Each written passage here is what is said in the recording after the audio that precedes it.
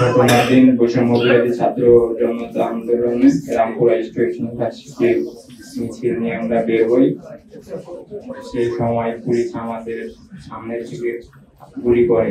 Police সেই গুলিতে আমার এক চোখ আহত হয়। আমার চোখে লাগার সাথে সাথে আমার চোখ দিয়ে রক্ত তরতর করে বের হয়। আমি সাথে সাথে মাটিতে লুটিয়ে পড়ি। আমার বন্ধুরা আমাকে মুক্তা হসপিটালে নিয়ে যায়।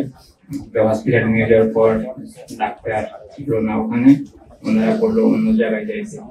আমি মালিবাগ আই হসপিটালে গেলাম, সেখানে বন্ধ ছিল হসপিটাল। আবার সেখান থেকে আমাদের ইসলামের হসপিটাল আসলাম, এখানে বন্ধ। আবার এখান থেকে শ্যামল জাতীয় ইনস্টিটিউট চক্ষু হসপিটাল, ওখানে গেলাম। আমার রাতে অপারেশন হয়েছে, আমাকে পরের দিন রিলিজ দেওয়া হয়েছে। আমাকে বললো 1 সপ্তাহ পরে আসতে। আমি 1 সপ্তাহ পরে এসে আবার ডাক্তার আমাকে বললো 2 সপ্তাহ পরে আসতে।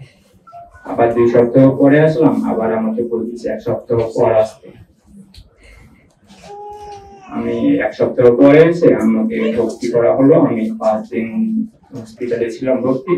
অপারেশনের ডেট দিতেছে না। ডাক্তারকে বললাম আপনারা কিছু রেসপন্স করছে।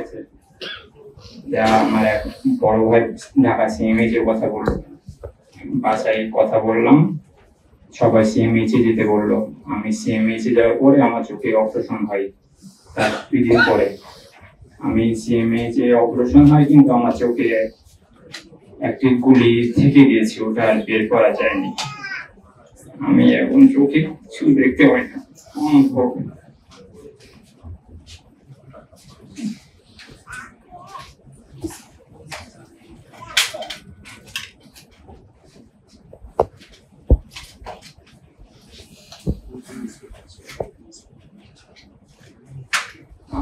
আমি দীর্ঘ 12 দিন হসপিটালে ভর্তি ছিলাম। আমার চিকিৎসা ব্যয় হয় প্রায় 80,000 টাকা। আমার এই খরচ বহন করে আমার মামা খালু ও অন্যান্য আত্মীয় স্বজনরা। আমার বাবা একজন শারীরিক প্রতিবন্ধী, তিনি চলাফেরা করতে পারে না। আমার ছোট ভাই এবার এসএসসি পরীক্ষা দিবে। আমার আম্মু গৃহিণী। আমি পড়ালেখার পাশাপাশি একটা জব করতাম, সেই জবটাও আমি হারিয়ে ফেলেছি। আমি এখন দিশেহারা। আমার হঠাৎ আমি জানতে পারি এসটিএফ আমাদের কিছু সাহায্য প্রদান করবে। তাতে কোনো আফসোস নেই, আমি নতুন বাংলাদেশ পেয়েছি। আমি খুনি হাসিনার হাত থেকে আমাদের বাংলাদেশকে আমাদের যে স্বাধীন করতে পেরেছি, এটি আমি অনেক খুশি। আমাদেরকে কেউ ভুলে যায় না। আপনারা আমাদের যে আত্মত্যাগ, আমরা যে দেশের জন্য আত্মত্যাগ দিয়েছি, আমাদের কখনো আপনারা ভুলে যায় না। আমি এসডিএফ এবং অন্তর্বর্তী সরকারের মনোনীত উপদেষ্টা ডাক্তার সালাউদ্দিন আহমেদ স্যার ও মন্ত্রণালয় বিজ্ঞান প্রযুক্তি মন্ত্রণালয় উপস্থিত সবার কাছে একটা অনুরোধ, আমাদের একটা চাকরির ব্যবস্থা করে দিন, আমরা যেন 2 বেলা খেয়ে বেঁচে করে থাকতে পারি। আমার এটাই অনুরোধ তাদের প্রতি।